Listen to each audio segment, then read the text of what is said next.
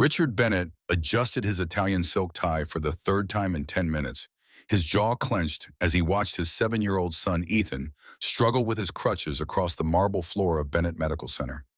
The irony wasn't lost on him, owning the most advanced private medical facility on the East Coast, yet being powerless to help his own child walk normally.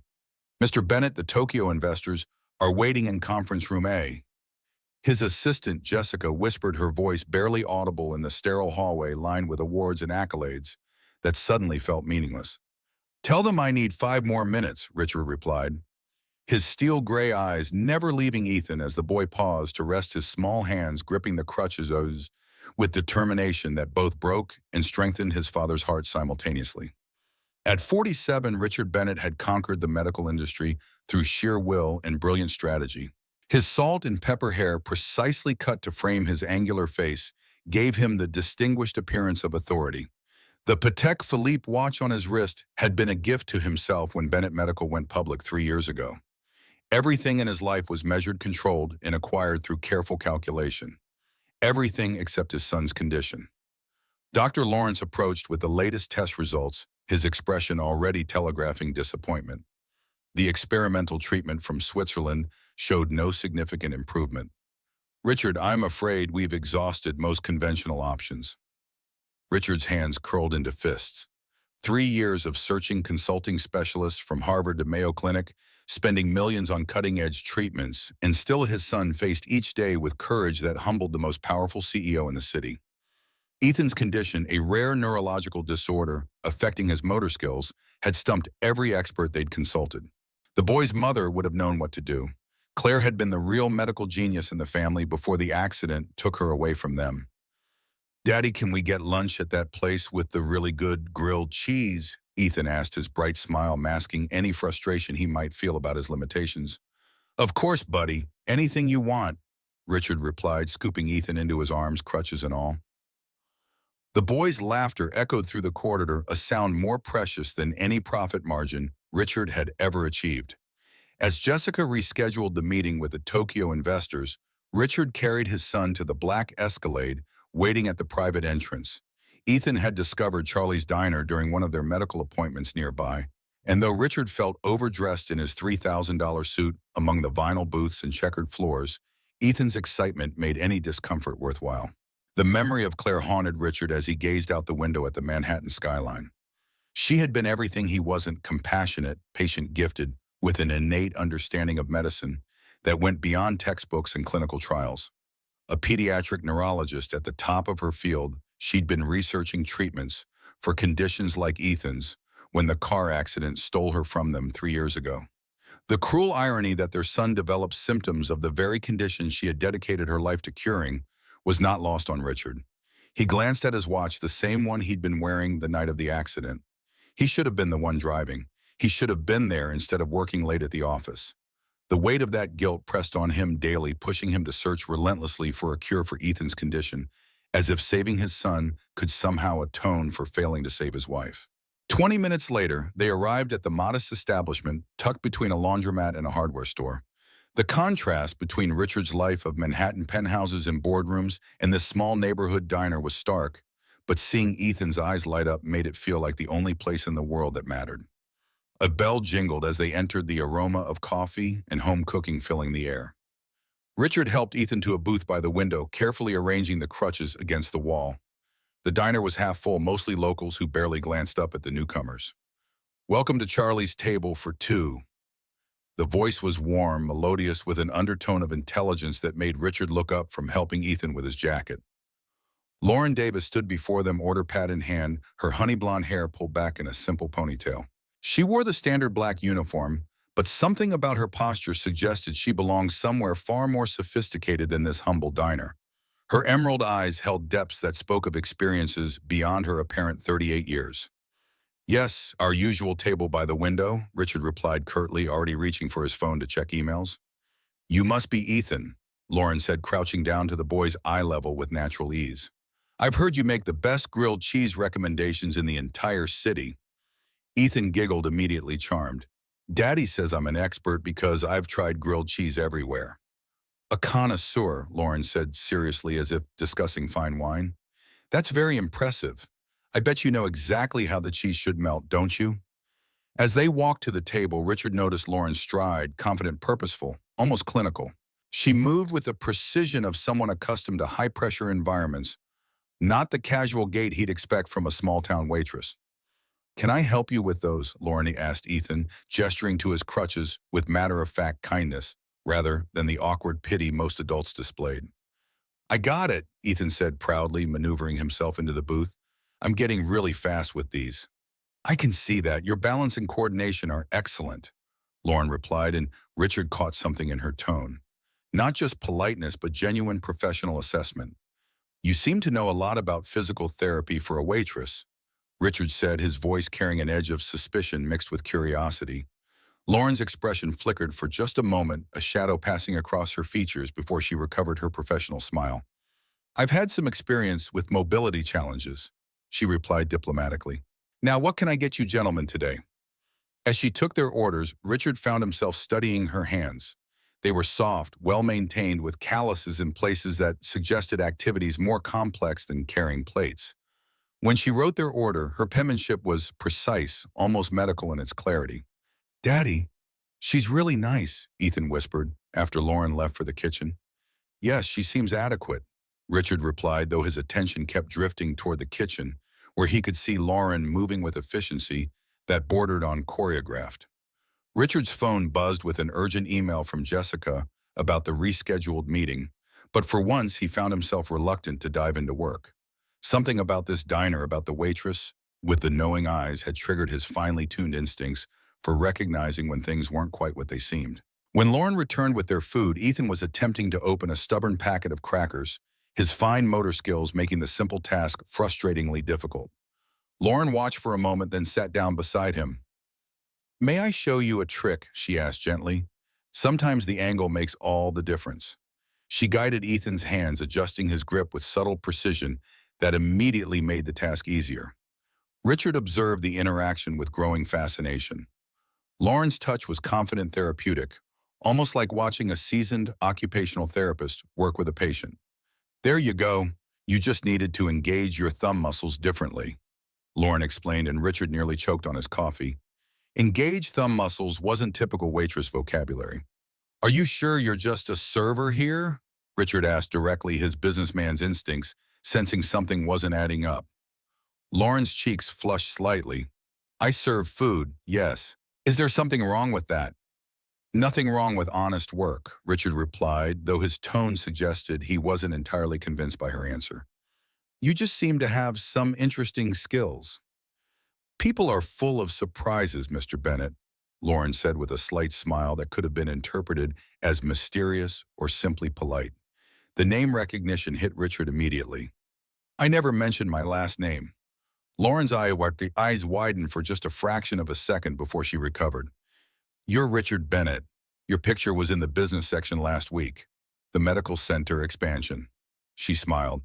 "Plus, Ethan mentioned you own several hospitals during his grilled cheese expertise consultation." Smooth recovery, Richard thought, but not quite smooth enough. This waitress had just revealed she read business news and retained detailed information about medical facilities. His curiosity was rapidly evolving into genuine intrigue. For the first time since entering the diner, Richard put his phone away and gave Lauren his full attention. "Daddy, can Lauren eat with us?" Ethan asked suddenly. "She knows about thumb muscles, and she likes grilled cheese, too." Richard expected Lauren to politely decline, but she hesitated, glancing around the nearly empty diner. "If your father doesn't mind, I suppose I could take a short break." "Please join us," Richard heard himself saying, surprising himself with the genuine invitation in his voice. As Lauren slid into the booth across from them, Richard noticed the way she automatically assessed Ethan's posture, the subtle adjustments she made to his positioning without drawing attention to it. Every instinct told him this woman was hiding something significant, and Richard Bennett had built his empire by trusting his instincts about people. "So Lauren," he began, leaning back in his seat with the casual confidence of someone accustomed to getting answers. "What brought you to waitressing at Charlie's?" The question landed like a challenge, and Lauren's response would determine whether Richard's growing suspicions were justified or if he was simply intrigued by an unusually observant server who'd happened to capture his son's heart with genuine kindness. Lauren's fork hovered over her salad as Richard's question hung in the air between them. She could feel his penetrating gaze analyzing every micro-expression, every pause. Ethan, oblivious to the underlying tension, was happily demolishing his grilled cheese with the unself-conscious enthusiasm only children possess. Life doesn't always go according to plan, Lauren replied carefully, taking a measured bite to buy herself time. Sometimes we end up in places we never expected. That's remarkably philosophical for someone serving comfort food. Richard observed his tone, carrying just enough warmth to soften what could have been an accusation. I prefer to think of it as adaptable, Lauren shot back with a slight smile. It's amazing how much you can learn about people when you're not sitting behind a mahogany desk making assumptions about their intelligence based on their job title. Richard raised an eyebrow, clearly not expecting the subtle verbal jab. Touché, though I'd argue that curiosity about someone who discusses thumb muscle engagement with 7-year-olds isn't quite the same as making assumptions. Fair point, Lauren conceded, and Ethan looked up from his sandwich, sensing the adult conversation had taken an interesting turn. Are you guys having one of those grown-up discussions where you say one thing but mean something else? Ethan asked with startling perceptiveness. Lauren laughed, a genuine sound that transformed her entire face. Your son is exceptionally bright, Mr. Bennett. He gets it from his mother, Richard replied automatically, then felt the familiar tightness in his chest that always accompanied thoughts of Claire. She'd been gone for 3 years, but the grief still ambushed him at unexpected moments.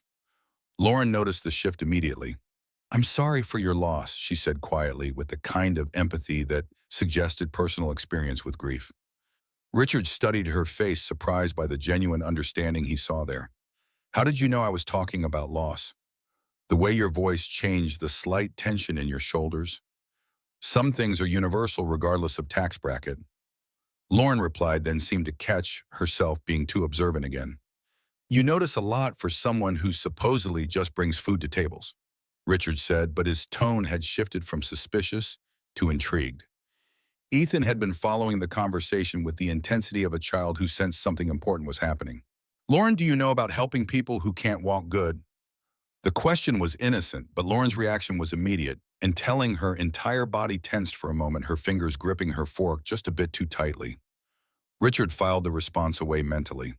I know a little, Lauren said carefully. Why do you ask, sweetheart? Because sometimes my legs don't work like other kids, and the doctors can't fix it. But when you helped me with the crackers, it felt different. Better somehow. Richard watched Lauren's expression shift through several emotions, surprise, something that looked like recognition, and then a carefully controlled, professional detachment that seemed oddly familiar. Ethan, Lauren said gently, would you mind if I looked at how you hold things just to see if there are any little tricks that might help? She was asking permission from both Ethan and Richard, but her voice had taken on a tone of quiet authority that made Richard sit up straighter. This was not a waitress making conversation with a customer. This was someone with actual expertise making a clinical assessment. Sure, Ethan said eagerly while Richard nodded, his consent fascination overriding caution. Lauren moved to Ethan's side of the booth, her movements precise and purposeful. She watched him pick up his sandwich, observed his grip on his cup, made mental notes that Richard could practically see forming behind her focused expression. Ethan, can you make a fist for me? She asked. Good. Now wiggle just your fingers while keeping your thumb still. Perfect. Her voice had shifted entirely. Warm but professional, encouraging but analytical. Your fine motor control was actually quite good, she continued, and Richard felt his breath catch.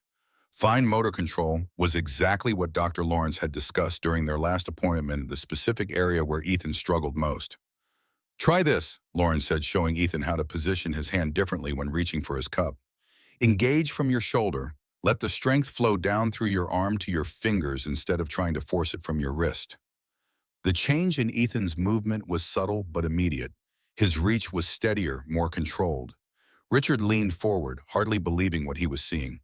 How did you know to do that? Richard asked, his voice tight with controlled emotion. Lauren froze, realizing she'd revealed too much. I've helped people before with similar challenges. What people wear, and don't tell me you learned this from serving coffee and pie. Richard pressed, his paternal desperation overriding any concern about politeness. Ethan was practicing his new grip technique, delighted with the improvement, unaware of the charged atmosphere developing between the adults. It's complicated, Lauren said, starting to withdraw. My son's condition is complicated too. Richard replied, his voice carrying the weight of 3 years of desperate searching. So please help me understand how a waitress knows more about his motor skills than specialists from Johns Hopkins. Lauren looked at Ethan, still happily experimenting with his improved dexterity, then back at Richard. Something in his expression, raw hope mixed with barely controlled desperation, seemed to reach her. I used to be a neurologist specializing in pediatric rehabilitation, she said quietly, before I came here. Richard felt his world shift slightly. Used to be, why did you stop? Because sometimes the medical world isn't as pure as people believe, Lauren replied, her voice carrying a bitter edge that spoke of personal betrayal. That's cryptic. It's honest, Lauren countered. Not everything can be solved with money and connections, Mr. Bennett, even when you own medical centers. The challenge in her voice sparked something in Richard, not anger, but recognition.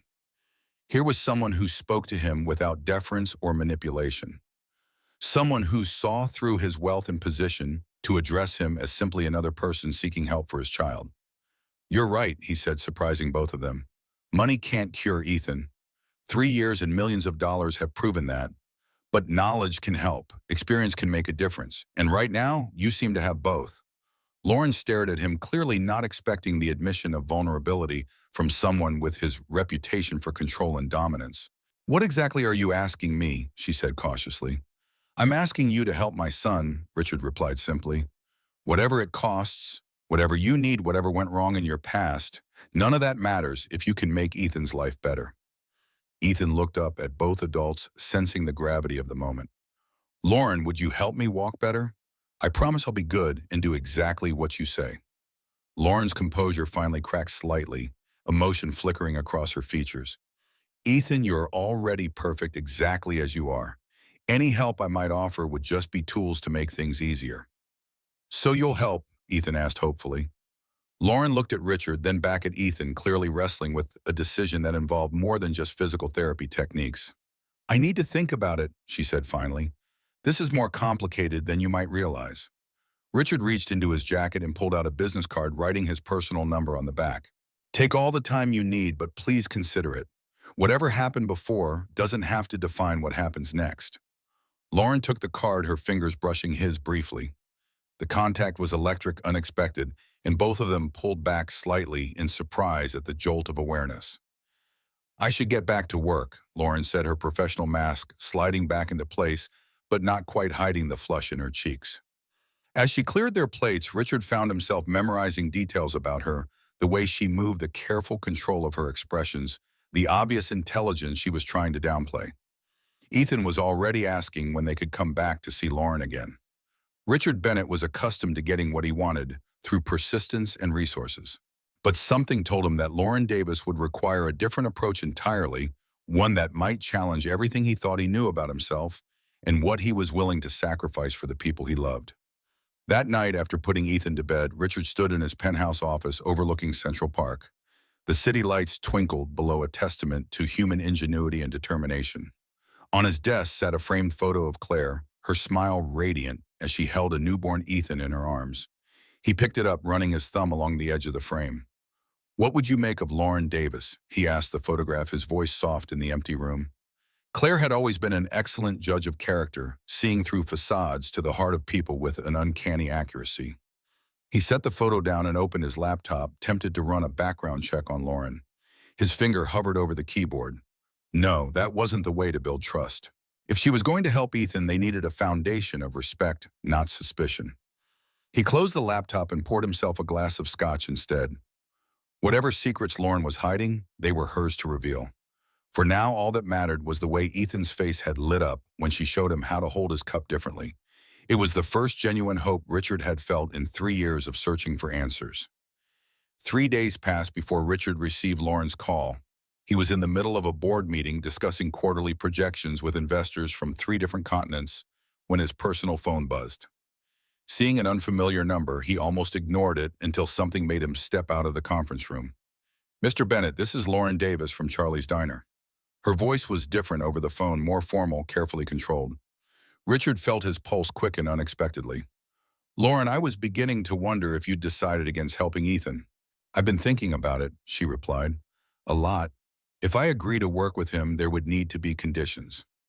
Richard almost smiled. Of course there would be conditions. In his experience, the most valuable people always had non-negotiable terms. I'm listening. First, we do this properly, not as a favor or charity case, but as a professional therapeutic relationship. I'll need to see his complete medical history, consult with his current doctors, and establish a real treatment plan. Done. What else? Second, we work at neutral locations, not your house, not the medical center, somewhere Ethan can feel comfortable and relaxed. Richard paused, intrigued by her insistence on boundaries. Any suggestions? There's a community center about 10 minutes from the diner. They have an excellent physical therapy space that they rent by the hour, clean, well-equipped, but not intimidating. And the third condition, Richard asked, sensing there was more. Lauren hesitated. My past isn't up for discussion. You hired me to help Ethan, not to satisfy your curiosity about why I'm working as a waitress instead of practicing neurology. The slight break in her voice told Richard everything he needed to know. Whatever had driven Lauren from pediatric neurology to serving coffee had been traumatic enough to leave lasting scars. Agreed, he said simply. When can we start? Saturday morning, 9 o'clock. I'll text you the address. Richard hung up feeling a mixture of hope and anticipation that had nothing to do with Ethan's treatment and everything to do with seeing Lauren Davis in her element. The board members were surprised when Richard returned to the meeting with a renewed energy, dispatching complex financial discussions with uncharacteristic brevity.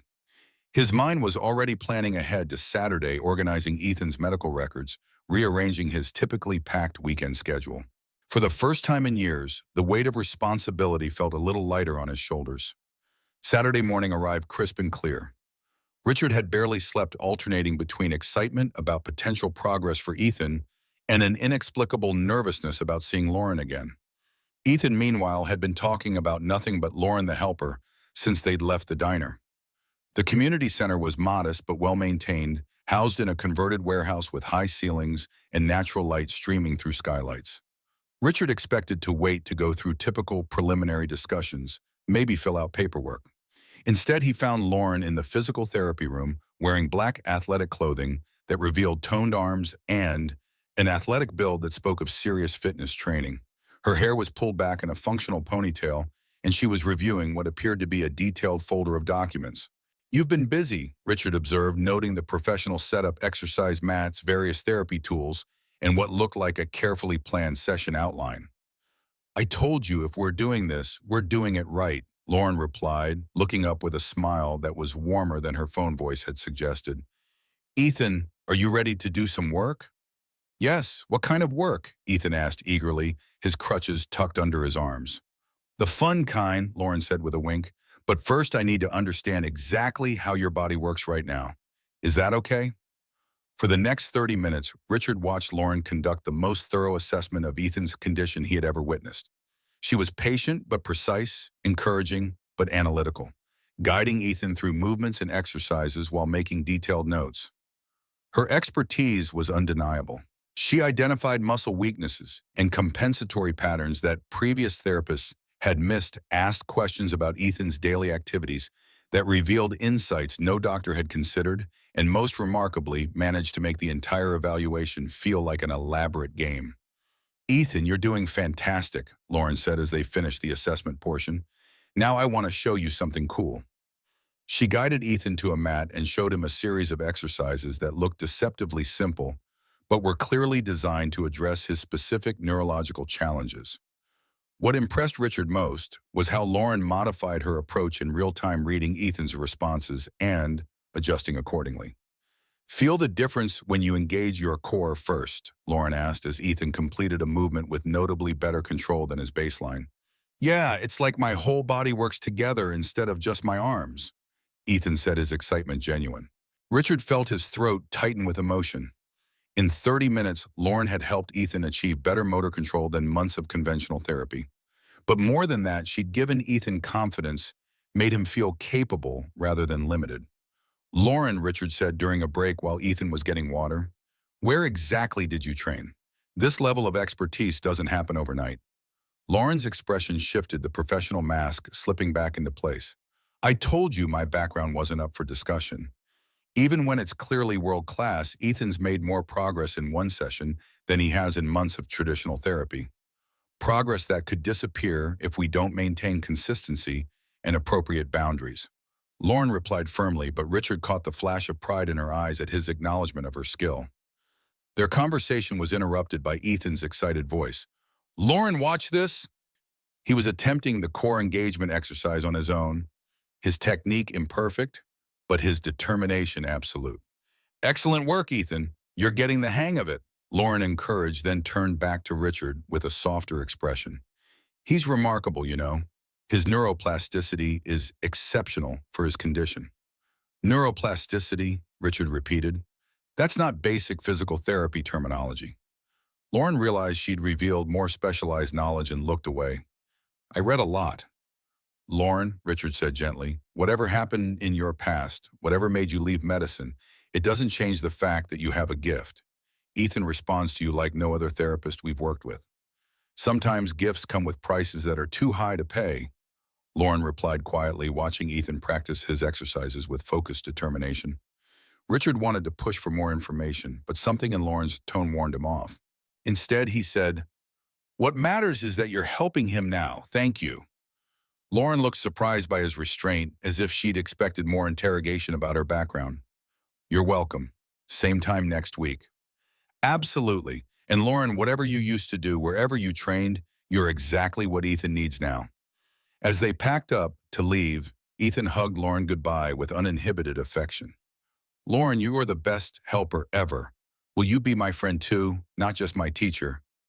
"Of course, sweetheart," Lauren replied, her professional demeanor melting completely in the face of Ethan's innocent request. Richard watched the interaction, struck by how naturally Lauren connected with Ethan, how her walls came down around his son's unguarded enthusiasm. He found himself wondering what it would take to earn that same unguarded response from the mysterious woman who was slowly working miracles with his child. Walking to their cars, Richard made a decision that surprised him. Instead of pressing Lauren for answers about her past, he would earn her trust the same way she was earning Ethan's progress, gradually, consistently, and with genuine respect for the boundaries she needed to maintain. But as he watched her drive away in a modest sedan that somehow seemed as carefully chosen as everything else about her presentation, Richard Bennett found himself hoping that trust would eventually include letting him understand the fascinating, guarded woman who was bringing light back into his son's world. Far across town, in a sleek office overlooking the Boston Harbor, Dr. Victoria Montgomery hung up her phone with a satisfied smile. The private investigator's report had confirmed her suspicions. Lauren Davis, formerly Dr. Lauren Reynolds, had resurfaced. Not only that, she was working with the son of Richard Bennett, one of the most powerful men in the medical industry. Dr. Montgomery, at 56, had spent decades building her reputation as a pioneering researcher in pediatric neurology. Her perfectly coiffed silver hair and designer wardrobe projected the image of success she had sacrificed everything to achieve. The wall behind her desk displayed her numerous awards and honorary degrees. But none of that would matter if Lauren Reynolds decided to tell her side of the story. She opened the file on her desk, reviewing the documentation of the case that had destroyed Lauren's career 3 years ago. The photo showed a different woman, professionally dressed, confident, standing beside research awards and speaking at medical conferences. The face was unmistakably Lauren's, though back then she had worn her hair shorter and carried herself with the assurance of someone at the top of her field. Dr. Reynolds was always too idealistic for her own good, Montgomery murmured to herself. She never understood that medicine is as much a business as it is a calling. She pressed the intercom. "Get me Dr. Wilson. Tell him we have a problem with the Prometheus project. Our old friend has reappeared, and she's made a powerful new ally." Montgomery turned to look out over the harbor, where the afternoon sun glinted off the water. 7 years of research, millions in funding, and a pharmaceutical deal worth hundreds of millions were all at risk because one idealistic doctor couldn't understand how the world really worked. "Not this time, Lauren," she promised the empty room. "You won't destroy what I've built. Not again." The next 6 weeks brought a transformation in Ethan Bennett that no specialist or experimental treatment had achieved in 3 years. Each Saturday morning session at the community center became the highlight of their week, with Richard rearranging his typically rigid schedule to ensure nothing interfered. The boy who had once struggled with basic movements was now practicing complex exercises with growing confidence, his reliance on crutches diminishing with each passing day. Richard found himself taking Friday afternoons off for the first time in his career, using the time to review Ethan's progress and prepare questions for Lauren. The board members noticed the change in their CEO, exchanging knowing glances when he declined weekend meetings or rescheduled international calls that conflicted with Saturday mornings. If they suspected the changes were about more than just Ethan's therapy sessions, they kept their opinions to themselves. Lauren's methods were unlike anything Richard had encountered in his extensive search for treatments. She combined traditional physical therapy with techniques that seemed to address the neurological aspects of Ethan's condition in ways the specialists at Johns Hopkins and Mayo Clinic had never attempted. More importantly, she had a gift for making the challenging work feel like play, turning therapy into adventures that Ethan eagerly anticipated rather than dreaded. The key isn't forcing the body to comply, she explained during their fourth session, as Ethan practiced balancing on a wobble board.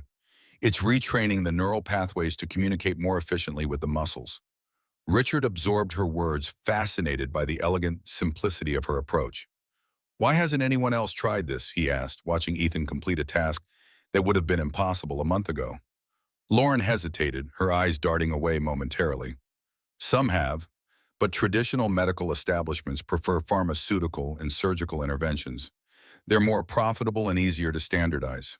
There was bitterness in her voice that she couldn't quite conceal, another clue to her mysterious past that Richard filed away without comment. A ritual developed naturally, therapy session at the community center followed by lunch at Charlie's Diner. At first, Richard told himself these meals were for Ethan's benefit, a reward for his hard work. But he couldn't deny the anticipation he felt each Saturday as they walked through the diner's door, the way his eyes searched for Lauren even when she wasn't serving their table. During their sixth week, Lauren surprised them by guiding Ethan through a new exercise involving rhythmic movements coordinated with breathing techniques. This strengthens the connection between your cerebellum and your motor cortex, she explained to Ethan, in terms a 7-year-old could understand. Like building a stronger bridge between the part of your brain that plans movements and the part that makes them happen. Richard observed from the side, struck by the depth of her knowledge. This wasn't just physical therapy. This was advanced neuroscience applied with precision and care. The realization that Lauren was hiding abilities far beyond what she'd admitted only deepened his curiosity about her true background.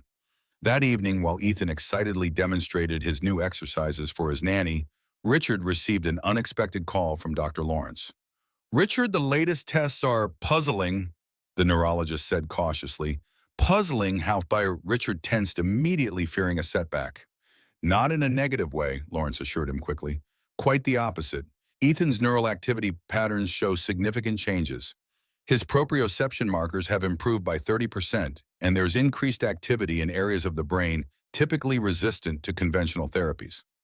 "That's good news, isn't it?" Richard asked, relief washing over him. "It's extraordinary news. I've never seen this kind of improvement with standard physical therapy." Lawrence paused. "You mentioned Ethan was working with a new therapist. I'd very much like to speak with them about their methodology." Richard hesitated, uncertain how to explain Lauren's unusual situation. "Let me check with them first. Their approach is somewhat unconventional." "Unconventional or not, it's working," Lawrence replied, "and that's all that matters."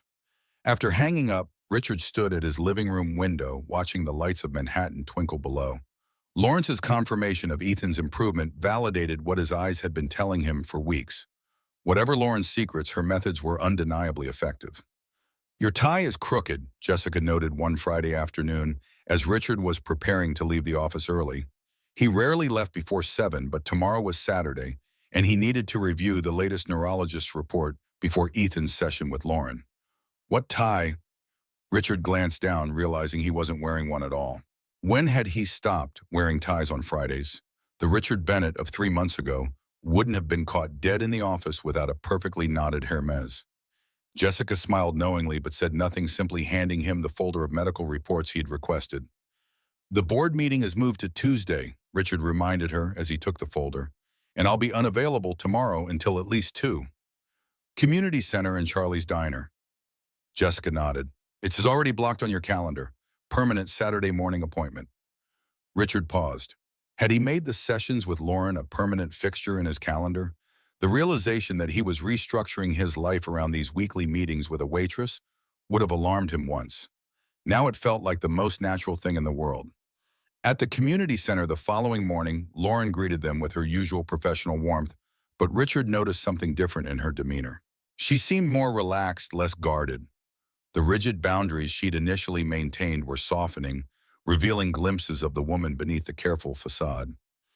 "Ethan, show Lauren what you did yesterday," Richard encouraged as they settled into the therapy space. Beaming with pride, Ethan set one crutch aside and walked across the room using only a single support. His gait was still uneven, but the improvement from 6 weeks ago was remarkable. "That's incredible." Lauren's face lit up with genuine joy. "Your proprioception has improved dramatically." "How does it feel?" "Like my legs are actually listening to me now," Ethan replied using one of Lauren's favorite expressions. Richard watched the exchange with a tightness in his chest that had nothing to do with anxiety and everything to do with a gratitude so profound it bordered on reverence. For the first time since Claire's death, he wasn't carrying the weight of Ethan's condition alone. For the first time in years, he had hope. After the session, as Ethan practiced his new exercises independently, Richard found himself standing beside Lauren, both of them watching the boy with matching expressions of pride. "Thank you," Richard said softly. "I don't think you understand what you've given us." Lauren turned to him, her emerald eyes serious. "I do understand. That's why I agreed to help despite the risks." The statement hung between them, an unintentional revelation that Lauren immediately seemed to regret. Richard wanted to ask what risks she meant, but he remembered their agreement. No questions about her past. Instead, he offered her something he rarely gave anyone: vulnerability. "Before Claire died, I thought I could control everything with enough money and power. Afterward, I realized how helpless I truly was. I couldn't save her. I couldn't help Ethan. All my resources, my connections, my influence, worthless when it mattered most." Lauren's expression softened. "Richard, no one person can control everything, no matter how wealthy or powerful. Sometimes the best we can do is find the right people to trust." "Like you, oh?" The question escaped before he could stop it. Lauren held his gaze, something unreadable flickering in her eyes. "I'm just doing what I can to help Ethan. That's all." But they both knew it wasn't all. Something was developing between them, a connection neither had anticipated or sought. For Richard, who had kept the world at arm's length since Claire's death, the feeling was both terrifying and exhilarating. The moment was broken by Ethan calling out, wanting to show them a new variation on his exercise. The intimate atmosphere dissolved, but something had shifted between them. A door had opened just a crack. At Charlie's diner afterward, Lauren joined them during her break, as had become their custom. The conversation flowed easily, mostly centered on Ethan's progress in his upcoming school science fair. Richard found himself laughing more than he had in years, the weight of running a medical empire temporarily forgotten in the simple pleasure of a shared meal. "Excuse me," a man's voice interrupted their conversation. Lauren Reynolds."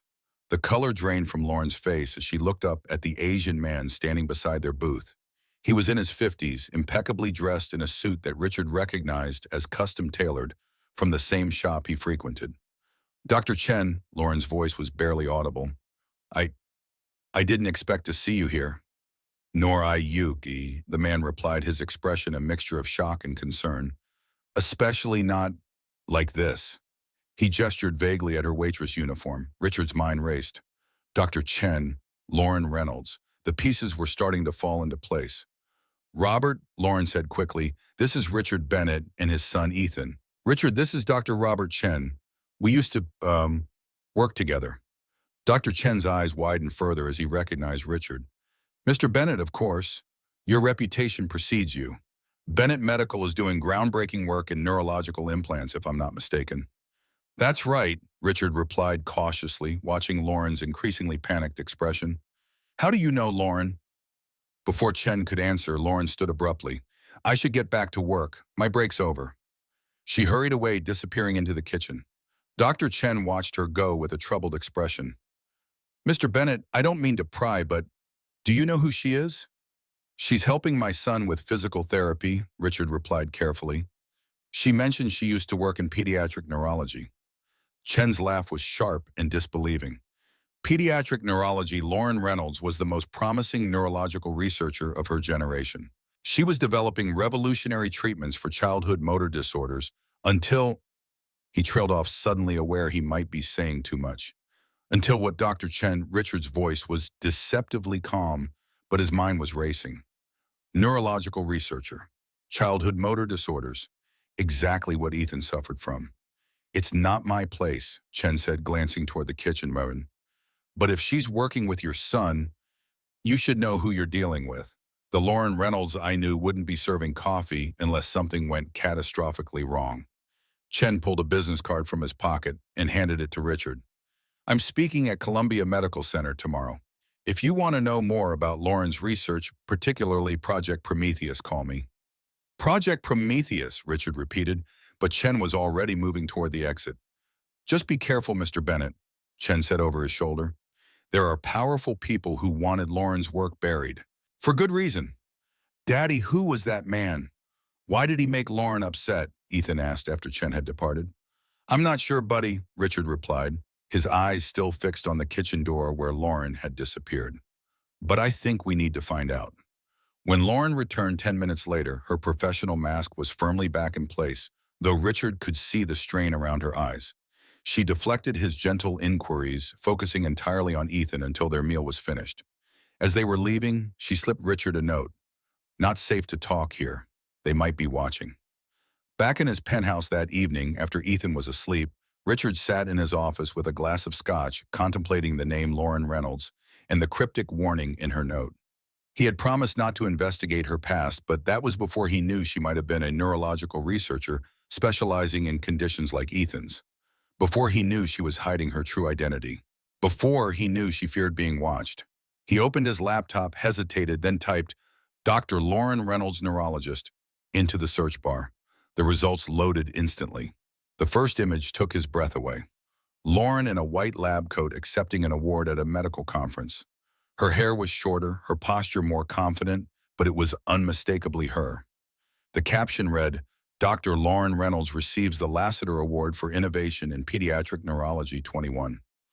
Richard clicked through news articles, medical journal citations, and conference presentations. Lauren Reynolds had been a rising star, a brilliant researcher developing new approaches to treating neurological motor disorders in children. Her work had been groundbreaking, potentially revolutionary.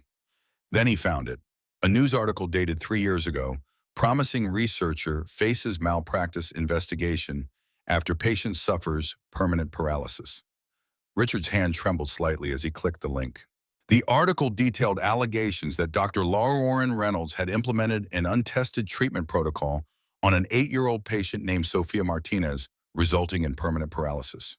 The medical board had revoked her license pending investigation. There were no follow-up articles, no resolution reported in the media. It was as if Lauren Reynolds had simply vanished from the medical world after the scandal. As he dug deeper, Richard noticed something odd.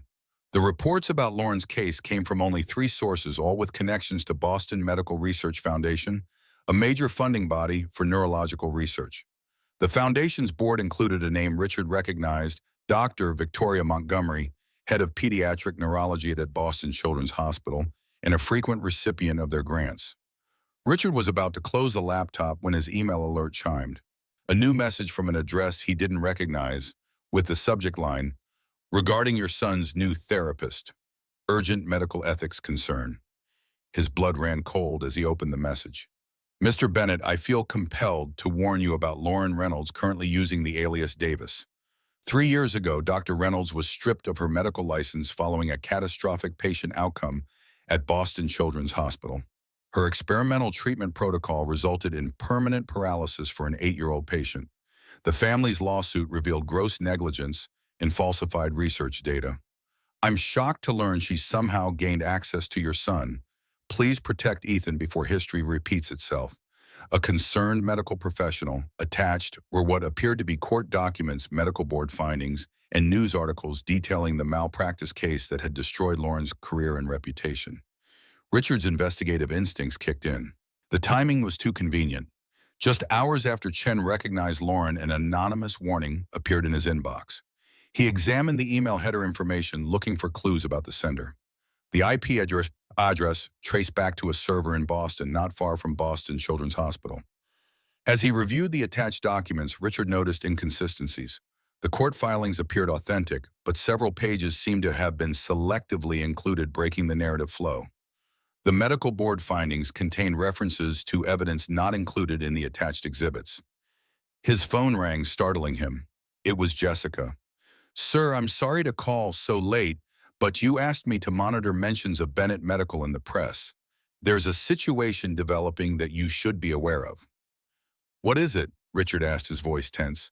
"A reporter from the Medical Ethics Journal is asking for comment on your association with Dr. Lauren Reynolds. They're running a story Monday about disgraced doctors finding employment through powerful connections. Your name and Ethan's are mentioned." Richard's jaw clenched. Someone was orchestrating this, moving pieces on a chessboard he couldn't fully see. "Thank you, Jessica. No comment for now. I'll handle this personally." After hanging up, he stared at the email again, at the convenient timing at the anonymous sender. His business instincts, honed through years of corporate battles and takeover attempts, were screaming that this was more than it appeared. He picked up Dr. Chen's business card, contemplating his next move. Chen had mentioned Project Prometheus, a name not found in any of the articles about Lauren's downfall. Whatever it was, it might be the key to understanding what really happened. His secure phone line rang, the one only 5 people had the number for. His head of security, Jessica, his lawyer, his sister, and Ethan's doctor. "Bennett," he answered tersely. "Richard, it's Lawrence. I just received a strange call from someone at Boston Children's Hospital warning me about a Dr. Lauren Reynolds. They said she's working with Ethan without a license." Richard's grip tightened on the phone. "What did you tell them?" "Nothing. I said I'd need to review Ethan's treatment records before commenting." Lawrence paused. "Richard, is this the therapist who's been helping Ethan? The one showing remarkable results?" "Yes," Richard admitted. "But the situation is complicated. Lawrence, I need you to trust me on this. Don't share any information about Ethan's treatment with anyone until we talk." "Of course," Lawrence agreed. "But Richard, if she's practicing without a license—" "I know the risks," Richard cut him off. "Just give me time to sort this out." After ending the call, Richard dialed Lauren's number. It rang several times before she answered. "Richard?" Her voice was wary, cautious. "Is everything all right with Ethan?" "No games, Lauren. Or should I call you Dr. Reynolds? We need to talk. Now." The silence stretched so long Richard thought she might have hung up. When she finally spoke, her voice was resigned. "How did you find out?" "That's not important. What matters is that you lied to me. You've been treating my son under false pretenses. You lost your medical license after paralyzing a child with an experimental treatment." "It wasn't like that." Lauren's voice cracked with emotion. "Please let me explain." "I'm listening." Richard's tone was ice cold, but some part of him was desperate to hear an explanation that would make sense, that would allow him to trust her again. "Not over the phone," Lauren insisted. "This isn't a conversation we can have remotely. Meet me at Riverside Park by the 79th Street boat basin." "In an hour." "Fine," Richard agreed, already reaching for his jacket. "But Lauren, if you're not completely honest with me, I'll make sure you never work in medicine again. Officially or unofficially." "I understand," she replied softly. "Just come alone. And Richard, be careful who you trust." The warning lingered in his mind as he rode the elevator down to the garage where his driver waited. Be careful who you trust. The irony wasn't lost on him. "Change of plans, Marcus," he told his driver. "Take me to Riverside Park, 79th Street entrance." "Yes, sir," Marcus replied, but his eyes narrowed slightly in the rearview mirror. "Would you like me to alert security about this unscheduled stop?" Richard considered the request. Standard protocol for late-night deviations from his schedule included notifying his security team. But Lauren's warning about being careful echoed in his mind. "No," he decided. "This is personal. But stay alert." Riverside Park was quiet this late in the evening, the paths illuminated by scattered lampposts.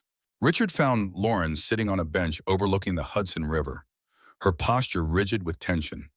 She wore jeans and a simple sweater, her hair loose around her shoulders. Without her waitress uniform or athletic clothes, she looked different, vulnerable. "Thank you for coming," she said as he approached, not turning to look at him. "I'm here for Ethan," Richard replied, remaining standing. "He's made real progress with you. I need to understand if you're a danger to him." Lauren finally turned to face him, her eyes glistening with unshed tears. I would never harm Ethan, or any child. I became a doctor to help children like him. That's all I've ever wanted. Then explain the Martinez case, Richard demanded. Explain how an 8-year-old girl ended up paralyzed under your care. Lauren took a deep breath, steeling herself. Sophia Martinez had the same condition as Ethan, but more advanced. Her parents had tried everything, just like you. They came to me as a last resort because my research showed promise. I developed a protocol that combined neurofeedback techniques with targeted physical therapy. It was working, Richard. For 2 months, Sophia showed remarkable improvement. Then what happened? I was called away for a conference presentation. Dr. Victoria Montgomery, my department head, insisted on taking over Sophia's care for the 3 days I was gone. When I returned, but Sophia couldn't move her legs. Tests showed damage to her spinal cord that wasn't there before.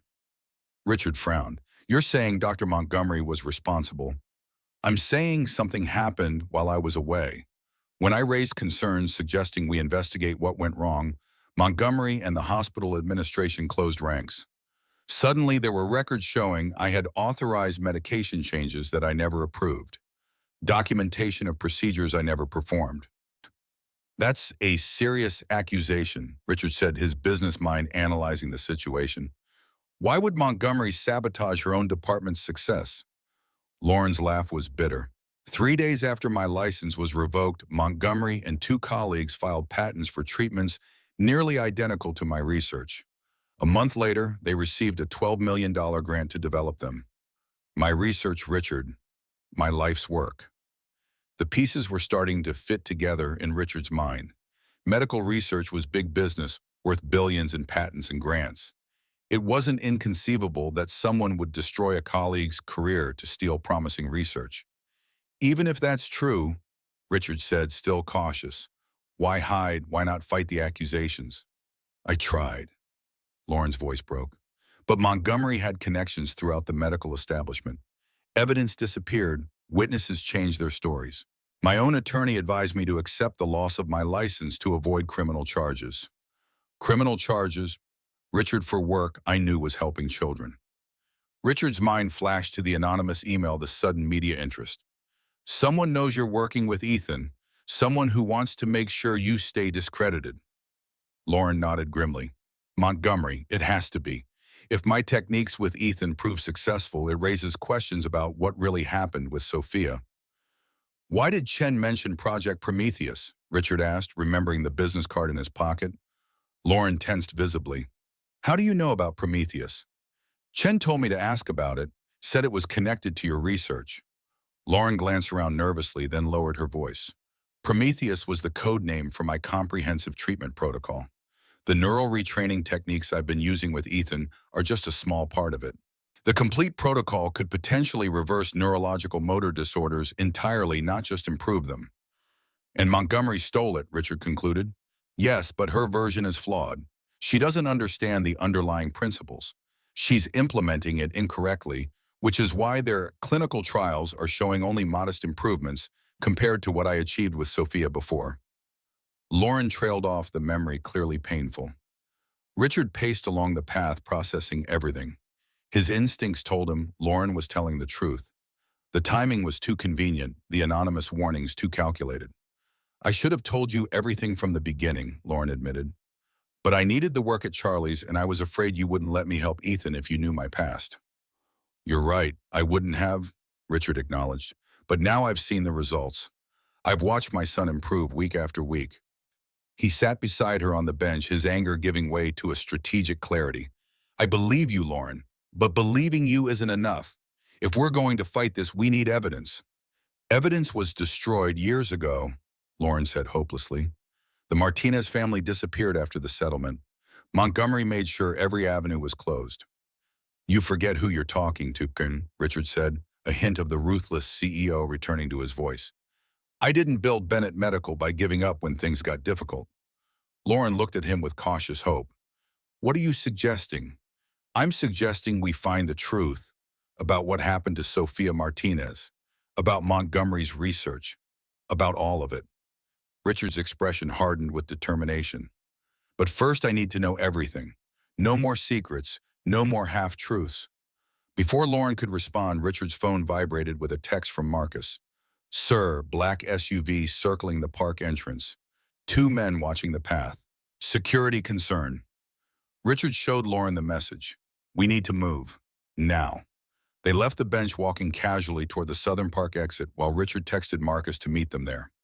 Lauren kept her head down her shoulder, brushing against Richard's as they moved through the shadows between lampposts. This is what my life has been for 3 years, she said quietly.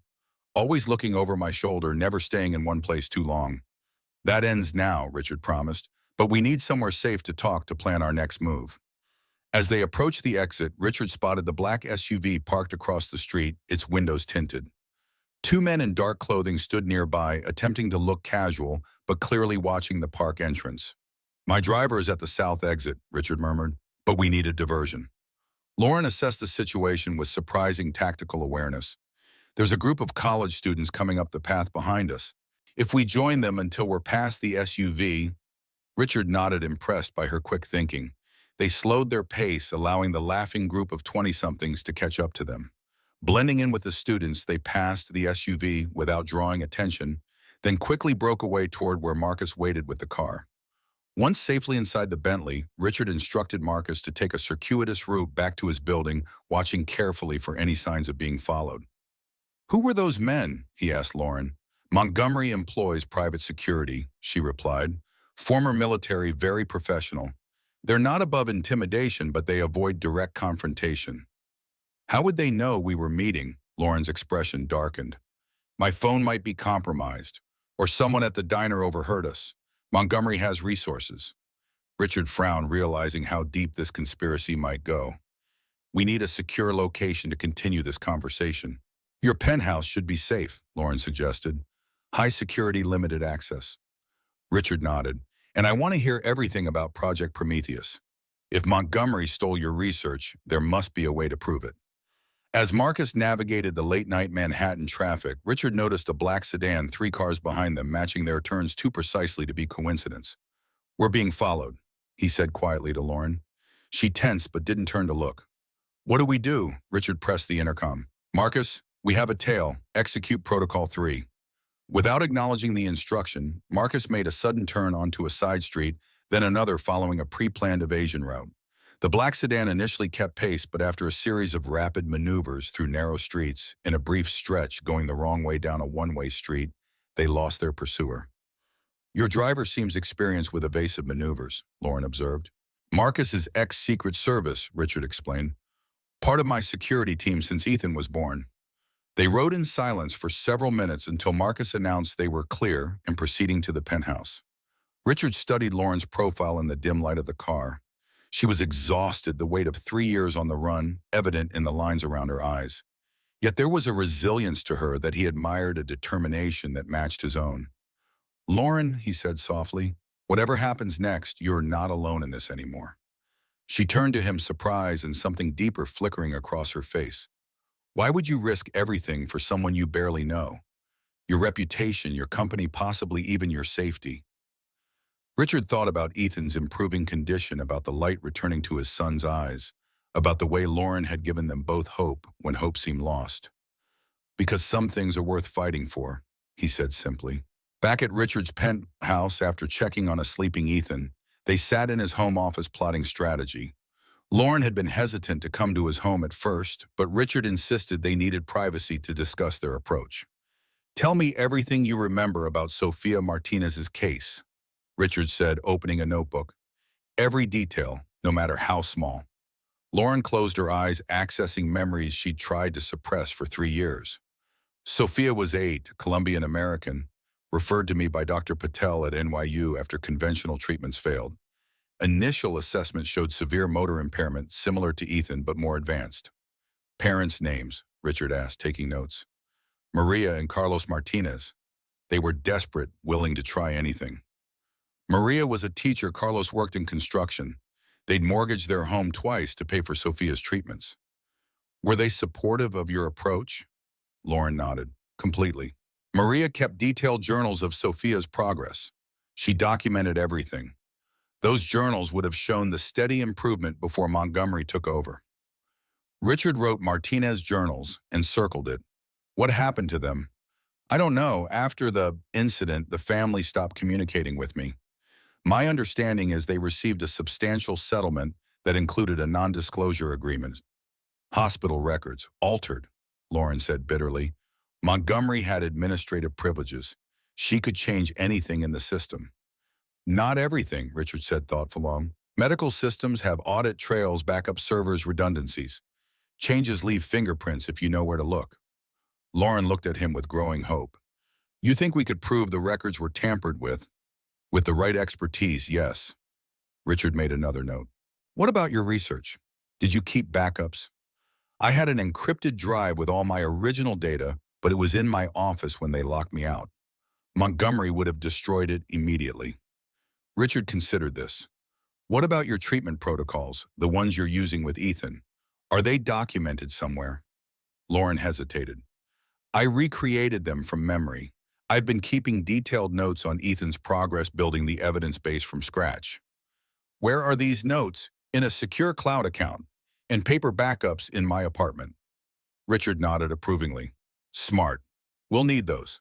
He paused, then asked the question that had been bothering him. Lauren, what exactly did Montgomery do to Sophia? Lauren's expression darkened. Based on the symptoms and timing, I believe she administered a medication that was contraindicated with my treatment protocol. Something that would cause an adverse reaction affecting the spinal cord. That's not malpractice, Richard said gravely. That's criminal assault. Yes, Lauren agreed quietly, but without proof, it's just a disgraced doctor making wild accusations. Richard closed his notebook decisively. Then we get proof. I'll hire the best private investigator in New York, someone who specializes in medical cases. And until then, Lauren asked? Until then, you continue working with Ethan. We don't change anything outwardly. Lauren looked surprised. You still want me to treat Ethan? Even knowing all this? Especially knowing all this, Richard said firmly. Ethan is improving under your care. That's what matters to me as his father. The relief on Lauren's face was palpable. Thank you for believing me.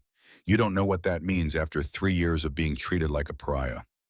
Their eyes met across the desk, the connection between them deepening with shared purpose and growing trust. Richard felt an impulse to reach for her hand but restrained himself. This wasn't the time. You should stay here tonight, he said instead. The guest room is prepared. It's late, and I don't like the idea of you going back to your apartment alone while Montgomery is making moves. Lauren looked like she was about to refuse, then nodded. You're right, it's safer here. She paused. What do we tell Ethan? The truth, Richard replied without hesitation. A simplified version. That you're a doctor who helps children like him and some bad people tried to stop you. But we're going to make it right. Lauren smiled, the first genuine smile since Chen had recognized her at the diner. He'll understand that. He's remarkably perceptive. Like his mother, Richard said softly, a familiar ache in his chest at the mention of Claire. You miss her very much, Lauren observed. Every day. Richard's voice was low. Claire would have known what to do about all this. She was the ethical compass in our relationship. I think you're doing exactly what she would have wanted, Lauren said. Standing up for the truth, protecting your son. Richard wasn't sure when they had moved closer together, but suddenly Lauren was standing beside him, her presence a comfort he hadn't realized he needed. Get some rest, he said, reluctantly breaking the moment. Tomorrow we start fighting back. After showing Lauren to the guest room, Richard returned to his office and picked up the phone. It was late, but this couldn't wait. Michael Torres Investigations, answered a gruff voice. Torres, it's Bennett. I need your services. Medical fraud case highest priority. Bennett, the former FBI agent acknowledged, must be serious if you're calling at midnight. What's the target? Dr. Victoria Montgomery, Boston Children's Hospital. I need everything. Financial records, communications, medical cases. Focus on the Prometheus project in a patient named Sophia Martinez from 3 years ago. Montgomery's connected, Torres warned. This won't be easy. That's why I'm calling you, Richard replied. Price is no object. I need results fast. After ending the call, Richard stood at his window overlooking the city lights. Lauren Reynolds. The woman was a contradiction, brilliant but vulnerable, determined yet haunted. He had promised Claire on her deathbed that he would do anything to help Ethan. That promise had led him to Lauren and now to a battle against powerful forces in the medical establishment. For the first time in years, Richard felt truly alive, not just existing in the shadow of grief, but fighting for something that mattered. Fighting for Ethan's future, for Lauren's vindication, for the truth itself. As he turned away from the window, his eyes fell on Claire's photograph. "I think you would have liked her," he said quietly to the smiling image of his wife. "She has your same dedication to healing." His secure phone rang again, an unknown number. Richard hesitated, then answered. "Mr. Bennett," said a voice he didn't recognize. "We haven't met, but I believe we have a mutual interest in Dr. Reynolds." "Who is this?" Richard demanded. "A friend, someone who knows what really happened to Sofia Martinez." The voice was male-educated with a hint of an accent Richard couldn't place. "If you want the truth about Project Prometheus, check your email in 5 minutes. And Mr. Bennett trusts no one at Boston Children's. The conspiracy goes deeper than you imagine." The line went dead before Richard could respond. He stared at the phone, wondering if this was another trap or a genuine ally emerging from the shadows.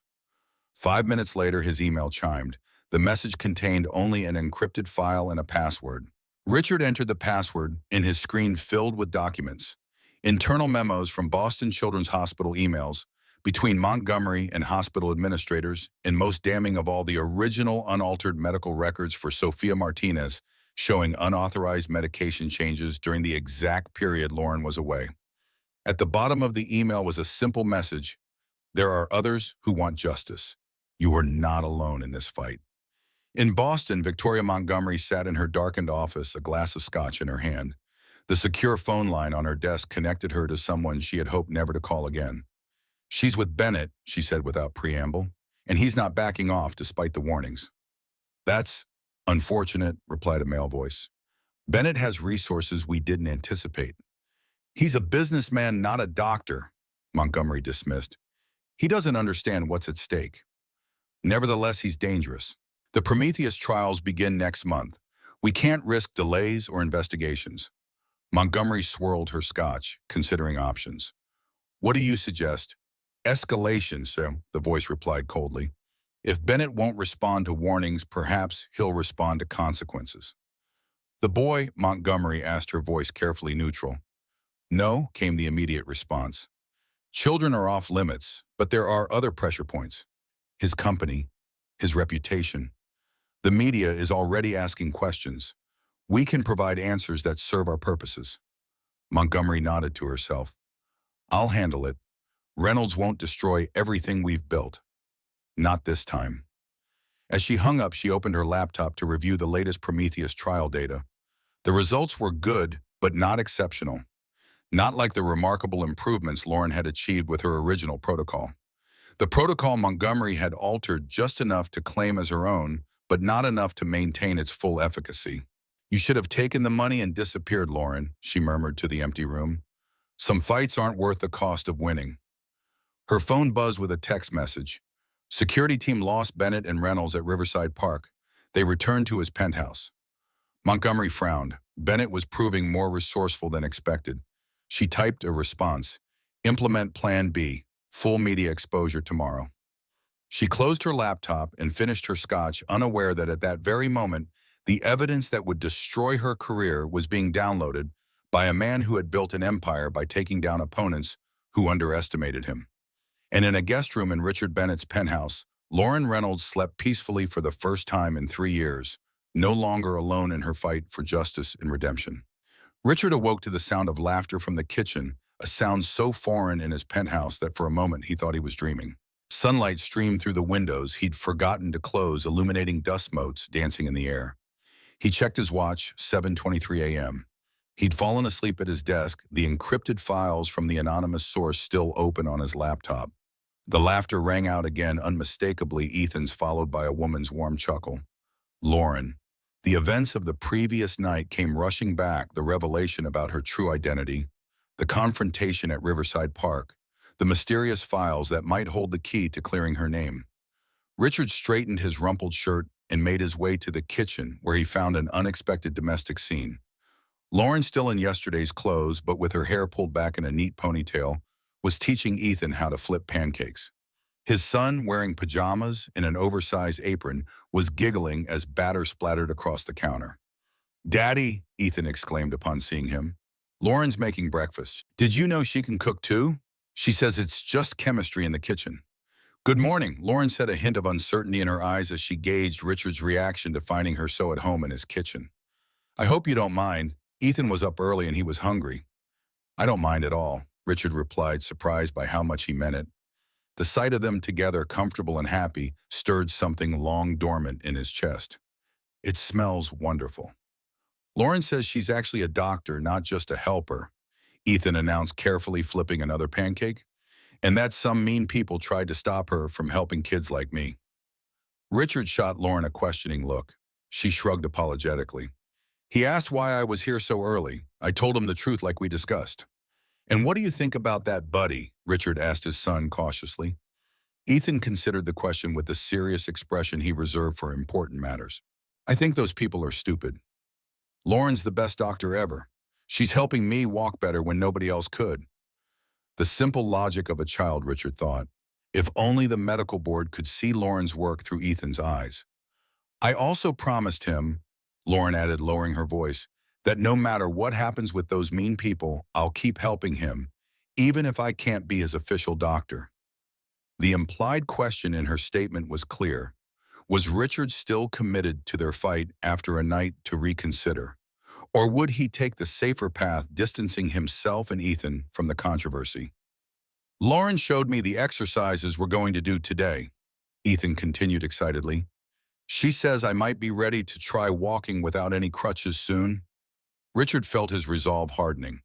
Whatever risks lay ahead, he couldn't deny his son this chance. Not when Ethan was making progress that 3 years of conventional treatment had failed to achieve. "That's fantastic, buddy," he said, ruffling Ethan's hair. Then, meeting Lauren's eyes with deliberate certainty, he added, "And don't worry about those mean people. Your dad is pretty good at dealing with bullies." The relief on Lauren's face was palpable, her shoulders relaxing as she turned back to the stove. "Pancakes are ready. Who's hungry?" Over breakfast, Richard shared a simplified version of their plan with Ethan. They would be helping Lauren prove she was a good doctor, which meant she might need to stay with them sometimes for safety. Ethan accepted this news with enthusiasm, already planning to show Lauren his extensive toy collection and video games. When Ethan left to get dressed, Richard lowered his voice. "I found something last night, after you went to bed." Lauren's fork paused midway to her mouth. "What kind of something?" "Someone sent me files, medical records, internal memos from Boston Children's Hospital, evidence that supports your version of events." Richard studied her reaction carefully. "The records show medication changes for Sophia Martinez during the exact period you were away. Changes authorized under your credentials but implemented by Montgomery." Lauren's hand trembled, sending her fork clattering to the plate. That's impossible. Those records were altered years ago. I tried to access them myself and was told they'd been purged from the system." "Apparently someone preserved the originals," Richard replied. "Someone who wants to see Montgomery exposed as much as we do." "Who?" "I don't know. The message was anonymous." Richard described the cryptic phone call and subsequent email. "Whoever it is has inside access to Boston Children's systems." Lauren's mind raced visibly. It could be Dr. Wilson. He was always uncomfortable with how things were handled. Or maybe Nurse Jenkins from neurology. She knew I wouldn't have ordered those medications. Whoever it is, they've given us a starting point. Richard reached across the table, covering her hand with his. "Lauren, this is real evidence. With this and Torres's investigation, we might have enough to approach the medical board for a review of your case." Hope flickered in Lauren's eyes, quickly tempered by caution born of years of disappointment. "Montgomery has powerful friends on the board. They'll try to discredit the evidence. Then we build a case so strong they can't ignore it." Richard's phone vibrated with an incoming call. "Speaking of which, that's probably Torres now." But it wasn't Torres. It was Jessica, her voice tense with unusual urgency. "Sir, I think you should turn on the new Channel 4. Richard activated the kitchen television with a remote, and Lauren gasped as her own face appeared on screen. It was her professional headshot from Boston Children's Hospital, side by side, with a current image clearly taken outside Charlie's diner. The headline banner read, "Disgraced doctor treating millionaire son without license. Montgomery moved faster than we anticipated," Richard said grimly as the reporter detailed allegations that Lauren Reynolds, stripped of her medical license after a botched experimental treatment, was now providing unauthorized medical care to the son of Richard Bennett, CEO of Bennett Medical. This is Channel 4's exclusive interview with Dr. Victoria Montgomery, head of pediatric neurology at Boston Children's Hospital, the reporter announced. Montgomery appeared on screen, the perfect picture of professional concern, in her white coat with a stethoscope draped around her neck. Her silver hair was immaculately styled, her expression one of practiced compassion. "I felt ethically obligated to come forward," she told the reporter. "When I learned that Lauren Reynolds was treating a vulnerable child without licensing or oversight, I couldn't remain silent. The safety of that child has to be the priority." "Dr. Montgomery," the reporter asked, "you were Dr. Reynolds' supervisor when the Martinez incident occurred. Can you tell us what happened?" Montgomery's expression shifted to somber regret. Lauren was a gifted researcher, but she became obsessed with proving her theories at any cost. She implemented an experimental protocol without proper testing or authorization. When it resulted in permanent harm to a patient, she refused to accept responsibility. "That's a lie," Lauren exclaimed, rising from her chair. "She's completely inverting what happened." "Of course she is," Richard said calmly. "She's controlling the narrative. It's what I would do in her position." On screen, the reporter continued. "We reached out to Richard Bennett for comment. A representative of Bennett Medical provided the following statement. Mr. Bennett is not aware of any unlicensed medical treatment being provided to his son. Ethan Bennett receives care from qualified specialists at multiple accredited institutions." Richard raised an eyebrow. "Jessica is good. That statement confirms nothing while appearing to deny everything." "Dr. Montgomery," the reporter pressed, "critics might say you have a conflict of interest given that you're currently leading clinical trials based on research similar to Dr. Reynolds' work." A flicker of annoyance crossed Montgomery's perfectly composed face. "The Prometheus protocol is the result of years of collaborative research by our entire department. Any suggestion that it was appropriated from Dr. Reynolds is categorically false and potentially libelous." "Prometheus protocol," Richard noted. "She's using your research name publicly now." "Because the trials are starting soon," Lauren realized. "They're moving to commercial application. That's why they're so desperate to keep me discredited." The report concluded with the reporter standing outside Bennett Medical's headquarters. "The medical ethics implications of this case are troubling. If a prominent healthcare CEO is knowingly employing an unlicensed practitioner to treat his own son, what oversight exists within his medical facilities?" For Channel 4 News, this is Sandra Williams reporting. Richard muted the television, his expression hardening into the cold calculation that had made him a feared opponent in corporate boardrooms. "They're not just attacking you anymore. They're coming after Bennett Medical." "Richard, I'm so sorry," Lauren began, but he cut her off with a dismissive gesture. "Don't apologize. This is exactly what I expected." He dialed Jessica's number. Jessica, who authorized that statement to Channel 4. "I did, sir," Jessica replied. "I thought it best to provide something non-committal until we had a strategy." "Good call. Schedule an emergency board meeting for noon today and get our PR team assembled immediately." "Already done, sir. They're waiting for your direction."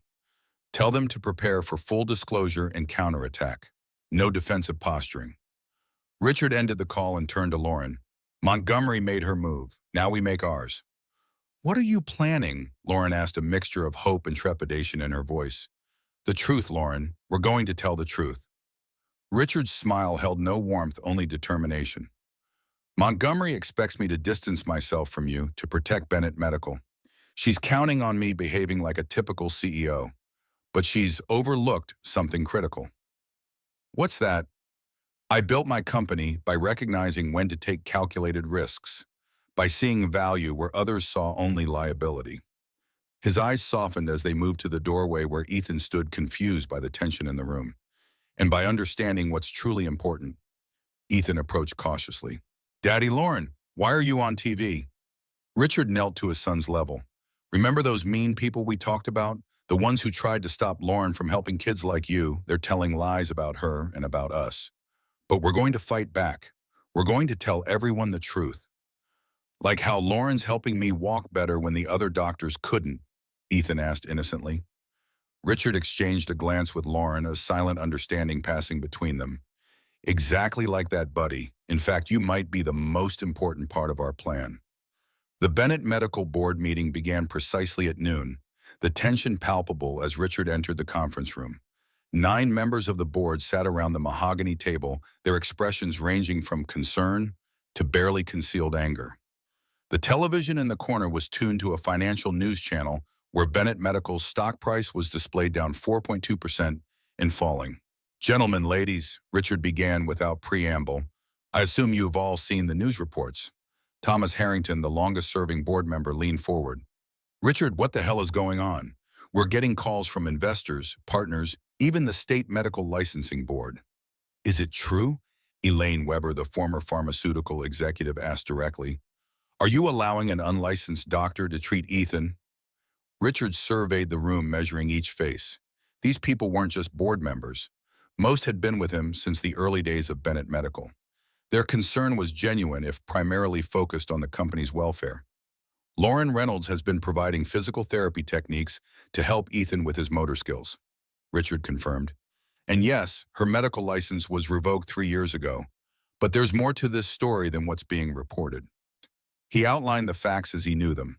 Lauren's groundbreaking research, Montgomery's apparent sabotage, the stolen Prometheus protocol, and the evidence suggesting Sophia Martinez's paralysis occurred under Montgomery's care, not Lauren's.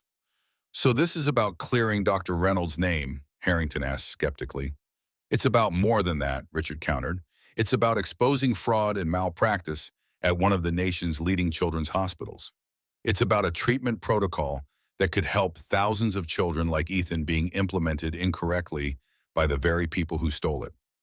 And what does this have to do with Bennett Medical? Weber pressed. Our stock is tanking. Partners are questioning our commitment to ethical standards. That, Richard smiled thinly, is where the opportunity lies. He outlined his plan. Bennett Medical would publicly support Lauren Reynolds' petition for license reinstatement. They would fund an independent review of the Martinez case and the Prometheus protocol. Most boldly, they would announce a new pediatric neurology research division headed by Lauren Reynolds pending her reinstatement, focused on advancing the correct implementation of the treatment protocol she had developed. You want to double down, Harrington said incredulously. Instead of distancing yourself from this controversy, you want to place Bennett Medical at the center of it. Exactly, Richard confirmed. Montgomery expects me to retreat to protect our stock price and reputation in the short term. But what happens when her version of the Prometheus protocol shows limited efficacy in clinical trials, while we demonstrate superior results with the original methodology? What happens when the truth about the Martinez case emerges?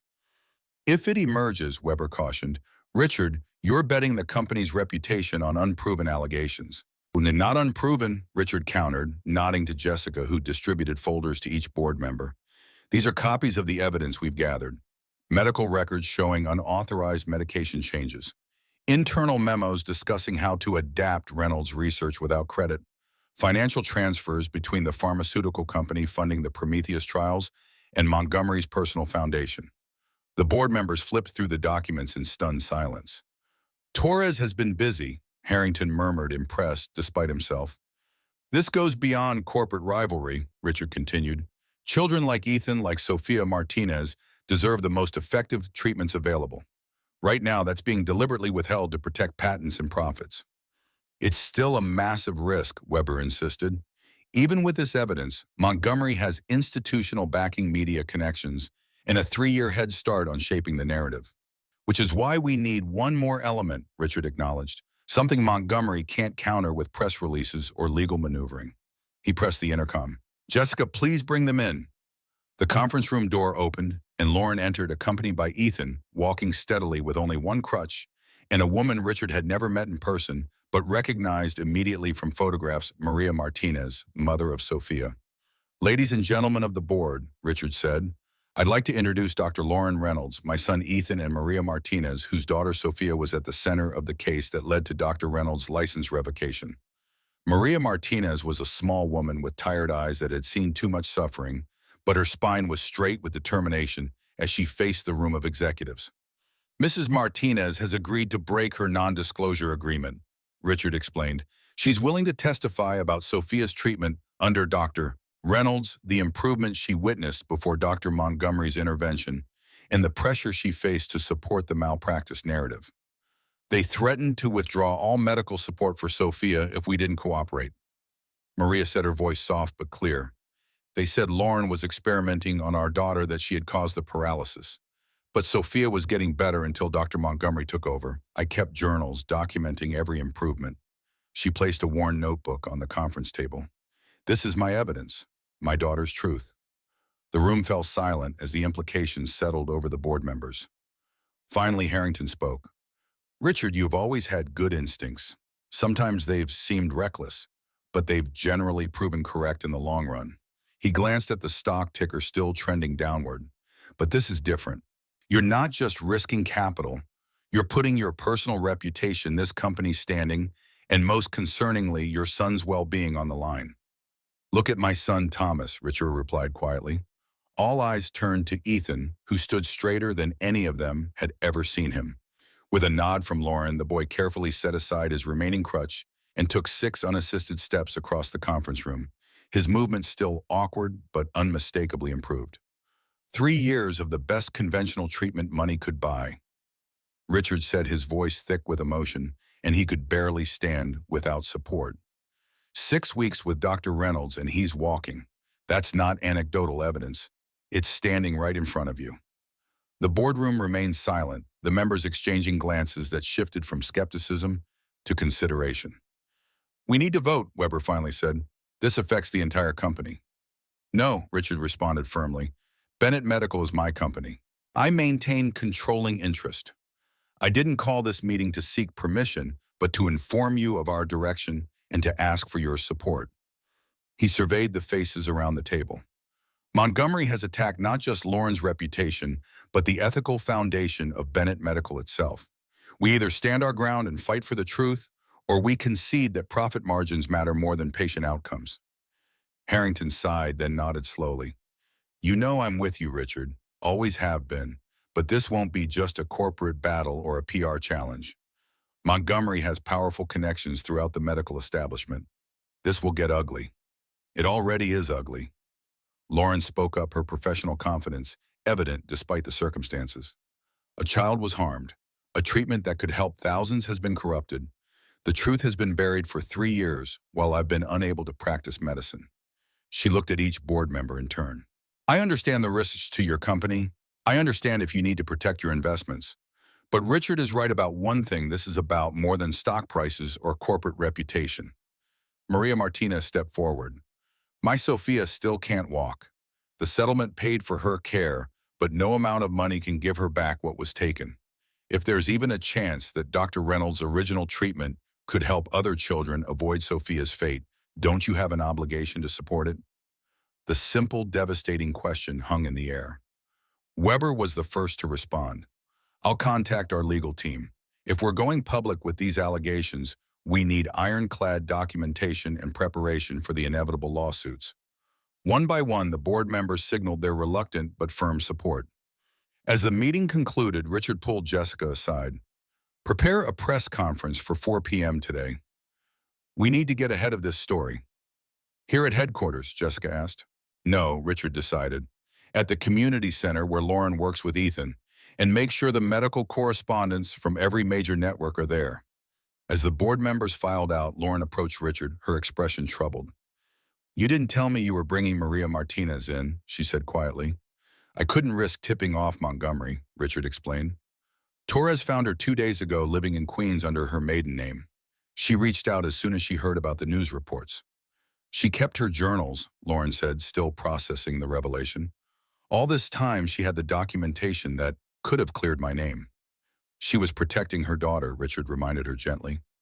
Montgomery threatened to withdraw Sophia's care if the family didn't cooperate with the official narrative. Lauren nodded understanding but still visibly shaken by coming face to face with her former patient's mother after 3 years. "What happens now?" she asked. "Now," Richard said, gathering Ethan with one arm and guiding Lauren with the other, "we prepare to tell your story to the world." The community center was transformed by 3:30 p.m., its modest therapy room, now crowded with cameras, lighting equipment, and reporters. Richard had insisted on this location deliberately. He wanted the world to see the simple, unassuming space where Lauren had been helping Ethan make remarkable progress. In the director's office, temporarily converted to a staging area, Lauren paced nervously while Richard conferred with the PR team and legal counsel. "I haven't spoken publicly since the license hearing," she admitted when Richard finally joined her. "What if I freeze? What if I can't explain the technical aspects clearly enough for the general public to understand?" "You won't be alone up there," Richard assured her. "I'll handle the corporate messaging and the broad strokes. You focus on the medical facts on your treatment protocol. Maria will provide the emotional context about Sophia's experience." "And Ethan?" Lauren asked, glancing at the boy who was cheerfully charming the makeup artist, preparing him for the cameras. "Ethan is our most powerful evidence," Richard said, "but he'll only demonstrate his progress, not speak. I won't put him through questioning." Lauren nodded gratefully. "Richard, I need to ask one more time. Are you certain about this? Montgomery will retaliate. This could damage Bennett Medical irreparably if we can't prove everything conclusively." Richard took her hands in his, surprised by how natural the gesture felt. "Lauren, I've made my fortune by recognizing when the potential reward justifies the risk. But this isn't just about business calculations. This is about doing what's right. For Ethan, for Sophia, for all the children who could benefit from your work." Their eyes held for a long moment, the connection between them deepening beyond professional alliance or even friendship. In the crucible of crisis, something more profound was taking shape. The moment was broken by Jessica's discreet knock. "5 minutes, sir. The networks are all live." Richard squeezed Lauren's hands once more before releasing them. "Ready to change the world, Dr. Reynolds." For the first time since he'd known her, Lauren's smile held no reservation, no shadow of past trauma. "More than ready, Mr. Bennett." The press conference began precisely at 4 p.m., with Richard stepping to the podium as cameras flashed and reporters called questions. He raised his hands for silence, his commanding presence instantly controlling the room. "Thank you for coming on such short notice. My name is Richard Bennett, CEO of Bennett Medical Group. I'm here today to address the allegations made this morning regarding my son's care and to share important information about a matter of significant public health interest." He proceeded with a measured factual account of how he had met Lauren at Charlie's Diner, her work with Ethan, and the gradual revelation of her true background. He neither sensationalized nor minimized the controversy, instead presenting it as what it was: a complex case of alleged medical misconduct, research theft, and institutional cover-up. Rather than respond to these allegations defensively or retreat behind corporate statements, I believe the public deserves full transparency. To that end, I've invited 3 people to speak today who can provide firsthand perspectives on what has become known as the Martinez case and the Prometheus Protocol. He introduced Lauren first, who approached the podium with the dignified professionalism that had once made her a rising star in her field. Despite her initial nervousness, she delivered a clear, compelling explanation of her research, the original Prometheus Protocol, and the specific ways in which the version now being prepared for clinical trials had been altered from her design. "These modifications may seem subtle to non-specialists," she explained, displaying comparison charts on a screen behind her, "but they fundamentally undermine the efficacy of the treatment. The neural retraining component has been reduced to a supplementary role rather than the core mechanism it was designed to be." She then detailed her work with Ethan, careful to characterize it as physical therapy techniques rather than medical treatment, while acknowledging that the distinction was precisely what Montgomery was challenging. "I never misrepresented my licensing status to Mr. Bennett," she concluded. "And while I understand the ethical concerns about practicing without a license, I could not in good conscience withhold techniques that might help a child when conventional treatments had failed." Maria Martinez spoke next, her simple, heartfelt testimony providing the emotional weight that balanced Lauren's technical presentation. She described Sophia's initial progress under Lauren's care, the sudden deterioration after Montgomery's intervention, and the pressure placed on her family to support the official narrative. They said if we didn't cooperate, Sophia would lose her care at Boston Children's. What choice did we have? Maria held up her journal. But I kept records. Every day, every improvement, every setback. The truth has been in these pages all along. Finally, Richard returned to the podium with Ethan by his side. The boy stood straight and proud, one hand resting lightly on his father's arm for balance, but otherwise supporting himself. 6 weeks ago, my son required 2 crutches to walk even short distances, Richard said simply. Today, as you can see, he requires minimal support. His neurologist has documented improvements in neural activity that conventional treatments failed to achieve in 3 years. He motioned to Ethan, who carefully walked a short distance across the platform. His movement labored but unmistakably improved. The cameras captured every step, every determined expression on the boy's face. Bennett Medical is announcing 3 initiatives today, Richard continued as Ethan returned to his side. First, we are establishing an independent review panel to examine all evidence related to the Martinez case and the development of the Prometheus protocol. Second, we are launching a new pediatric neurology research division focused on advancing Dr. Reynolds' original methodology. And third, we are formally supporting Dr. Reynolds' petition for license reinstatement based on new evidence suggesting her original revocation was based on falsified records. The room erupted with questions, but Richard raised his hand for silence once more. One final announcement. Effective immediately, I am stepping down as CEO of Bennett Medical to focus on these initiatives in my son's care. While I maintain my position as chairman of the board, day-to-day operations will be managed by our current COO, Jessica Winters, who has my complete confidence. The shocking announcement sent reporters into a frenzy, cameras flashing, as Jessica stepped forward to stand beside Richard. Lauren's stunned expression matched those of the journalists. This decision, Richard continued over the commotion, reflects my personal commitment to seeing this matter through to its conclusion. It also ensures that Bennett Medical can continue its vital work without the distraction of what will undoubtedly be a challenging legal and public relations battle. He looked directly into the cameras, his expression resolute. Dr. Montgomery, if you're watching this, I want you to understand something clearly. This isn't just a corporate maneuver or a PR strategy. This is a father's promise to his son, a chairman's commitment to medical ethics, and a man's dedication to seeing justice done, regardless of the personal cost. The press conference concluded with the 4 of them, Richard, Lauren, Ethan, and Maria, standing together as questions flew from all directions. Richard deflected most promising, more detailed briefings in the coming days as their legal strategy unfolded. As they made their way back to the private office, Lauren pulled Richard aside. "You didn't tell me you were stepping down as CEO," she whispered urgently. "Richard, that's too much. This is my fight, not yours." "It became my fight the moment you helped Ethan," Richard replied. "And practically speaking, I can't effectively run a medical corporation while waging war against one of the most respected children's hospitals in the country. This way, Bennett Medical is insulated from the worst of the fallout." "But your career is exactly where it should be," Richard interrupted gently. "For the first time in years, I'm fighting for something that matters more than quarterly projections or stock valuations." Before Lauren could respond, Jessica approached with a tablet displaying breaking news alerts. "It's already making headlines everywhere," she reported. "Medical CEO steps down to fight for disgraced doctor's redemption." The markets are reacting. Bennett Medical stock dropped sharply, then rebounded. Investors are uncertain how to interpret the move. "And Boston Children's?" Richard asked. "No official statement yet, but sources report Dr.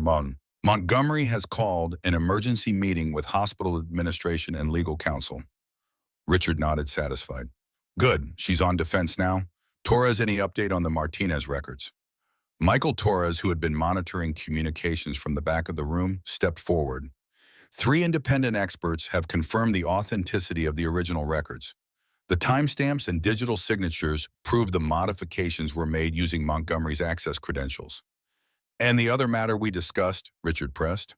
Torres nodded. "In progress. Should have confirmation by morning." Lauren looked between them, confused. "What other matter?" Richard exchanged a glance with Torres before answering.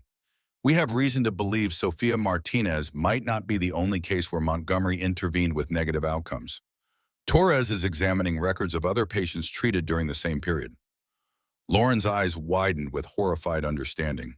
You think she deliberately harmed other children to discredit competing treatment approaches? We don't know yet, Richard admitted. But if Montgomery was willing to paralyze one child to steal your research, it stands to reason she might have established a pattern. Lauren stepped away, visibly shaken by the implication. Ethan, sensing her distress, came to her side and took her hand. It's okay, Lauren, he said with a child's simple certainty. Daddy always wins his fights. He'll make the bad doctor pay for hurting those kids. Out of the mouths of babes, Richard thought, watching his son comfort the brilliant doctor who had given him hope. Ethan was right about one thing: Richard Bennett did not lose fights once he committed to them. And he had never been more committed than he was to this battle. As they prepared to leave the community center, Richard's phone rang with an unlisted number. Stepping away from the group, he answered cautiously. Bennett, you've made a serious mistake today, Mr. Bennett. Victoria Montgomery's voice was cold, controlled, but with an undercurrent of rage. You've staked your reputation on a discredited doctor and unverifiable accusations. Boston Children's Hospital will not stand for this defamation. It's only defamation if it's false, Dr. Montgomery, Richard replied evenly. And we both know the truth about Sophia Martinez. You have no idea what you're dealing with, Montgomery hissed. The Prometheus Protocol represents years of research and millions in investment. Careers and reputations beyond mine are at stake. The board of Boston Children's, the pharmaceutical partners, the research foundations, they won't allow a corporate raider and a disgraced doctor to derail this work. Interesting choice of words, Richard noted. Derail this work rather than disprove these accusations. You're not even trying to claim innocence anymore. Innocence is irrelevant, Montgomery snapped. Results are what matter in medicine. The Prometheus Protocol works perhaps not as efficiently as Reynolds' original design, but well enough.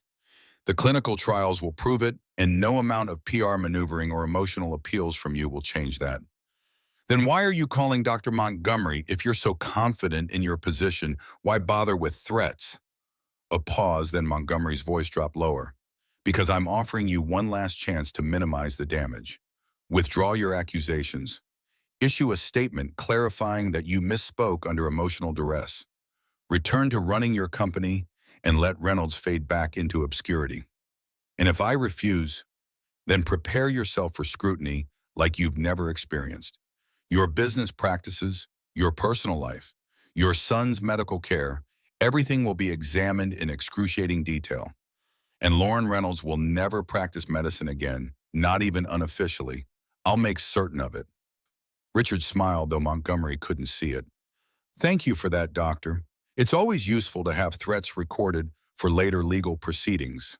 He ended the call before she could respond, turning to find Lauren watching him with concern.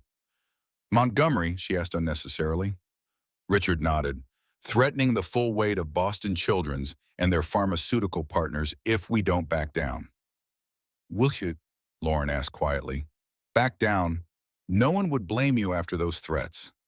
Richard looked at his son chatting animatedly with Maria Martinez about her daughter Sophia, then back to Lauren, the woman whose brilliance and dedication had accomplished what millions of dollars in conventional treatment could not.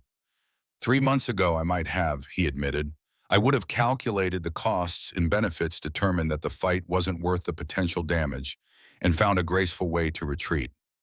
And now, Lauren prompted, when he fell silent. Richard reached for her hand, holding it firmly in his. Now I understand what Claire always tried to tell me, that some battles are worth fighting regardless of the cost. That true healing isn't measured in stock prices or corporate expansion. His eyes found Ethan again. That a father's most important responsibility isn't providing wealth or status, but standing for what's right, especially when it's difficult. Lauren's fingers tightened around his, her emerald eyes bright with emotion. We might lose Richard. Montgomery has powerful allies, institutional backing. Maybe, Richard acknowledged. But here's what Montgomery doesn't understand about me. I didn't build Bennett Medical by avoiding fights I might lose. I built it by recognizing which battles are worth every resource I possess. He smiled, a genuine expression that transformed his usually serious face. And Lauren, I've never been more certain of anything in my life than I am about this one. As they joined Ethan and Maria, preparing to face the cameras and reporters still gathered outside, Richard felt a sense of purpose and clarity that had been missing since Claire's death. Montgomery had made a critical error in her calculations. She had assumed Richard Bennett would respond as a CEO, protecting a corporation, not as a father defending his son's future, or a man standing beside a woman he was growing to care for deeply. It was a mistake she would soon regret.